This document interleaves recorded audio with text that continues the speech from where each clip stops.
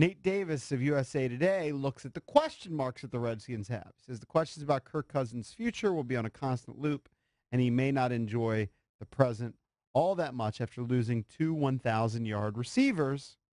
He has the Redskins after a year where they finished just short of 9-7, right? They were 8-7-1 2 years ago. Were 9-7.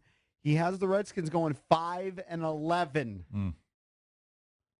But again, it's just a preseason prediction. I mean, his boss said, "Hey, come up with some preseason predictions for us. We need to slap it on the website. Give it your best shot." It's a guess. So he's throwing a dart at a board. So he's got him finishing last in the division. He has him 5-11. He has Dallas 11-5, Giants 10-6, Eagles 9-7, Skins 5-11. I want to hear what people think about this prediction. 800-636-1067. We'll open up the Hadid carpet cleaning listener lines just to fill you in on our preseason predictions to date. And we have done this twice. We actually had predictions on April 21st of this year, which I guess is before the draft. And we then revisited our season-long predictions on May 24th. Both times, Jason and I were consistent. We did not change our season record prediction, although we may have changed which games we picked wins and losses. Yeah. You had them at 9-7. I have the Redskins finishing 6-10, so I'm not that far from that 5-11 prediction. Just to complete, you don't feel good about the picture. EB had them at 9-7 and 8-8, and Cake's at 7-9. So Cake's not as optimistic. I just, much like this writer, Nate Davis from USA Today, I don't know how easy it is to replace 2,000-yard receivers. It wasn't just the guys they drafted. They signed 3 guys. Now, I don't know how good they're going to be. I don't know how good they were. But it certainly adds Terrell McLean, and right. I could be wrong. Zach Brown, from what we heard from Bills fans, was a stud. He was a tackling machine. Didn't he lead the NFL in tackles? He was pretty close. Up there. He was pretty close. If he didn't lead, he was like top 5. All right, so I'll double-check that. So you drafted the 2 studs from Bama. You added 4 free agents because they also signed Swearinger. I just think on paper, defensively, they're better.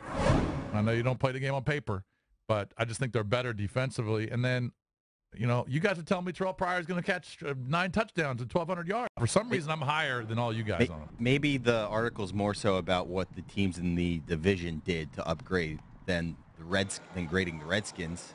If they think Dallas is still going to be good, and was it Giants added Brandon Marshall, and didn't they lose a lot of games by a touchdown or less? And then the Eagles adding, was it Jeffrey and Torrey Smith, and Wentz getting better? Right. There's no doubt that part of it is look, I have them at 6-10. The way I look at it is they won 8 games last year. It's not like I'm going from a 13-3 team to 6 wins. To me, they were mediocre last year, and part of it might just be the most recent history, the last 2 decades of the Redskins, where I just can't envision them having 3 fairly successful seasons in a row. Let's go to Rich, Centerville. Rich, very upset on social media. I'm very upset.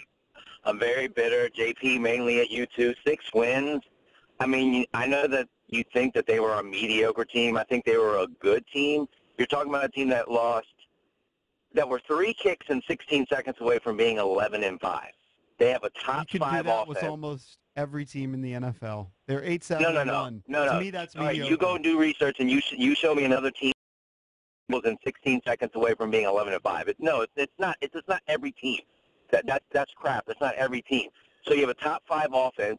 You seemingly upgraded defense. Jason already talked about it with guys like Jonathan Allen. You get Junior Gillette back. They've added a 3rd cornerback, Fabian Moreau. You've got a new secondary.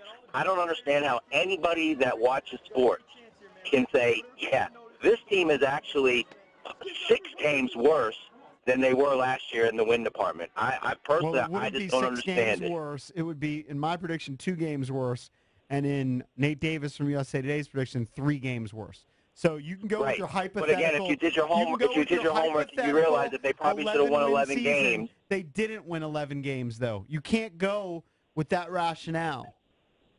Oh, I'm going with that rationale. They should have won 11 games. You realize that? They should have won 11 games. Did they win any close games? Did they win any close games? Yeah, matter of fact, they beat Matt's Poopy Ravens 16-10. Close game, winner. Right. Point is, that's part of the NFL. Losing close games, winning close games, field goals are part of it. It happens. They won 8 games last year. Don't say they won 11. But they might be able to win more close games this year because the defense should be improved. It's possible. It's possible. And for me, it all starts with the first 2 games of the year, Cakes. They open up with the Eagles. Home game On the September 10th. And then they have to play the Rams on the road. All right. I know they lost to the Rams a ton of times when the Rams were bad. But you have to beat the Rams.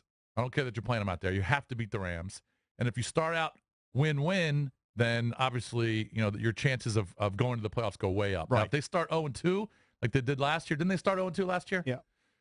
Then, the chances of making the playoff are like 15%.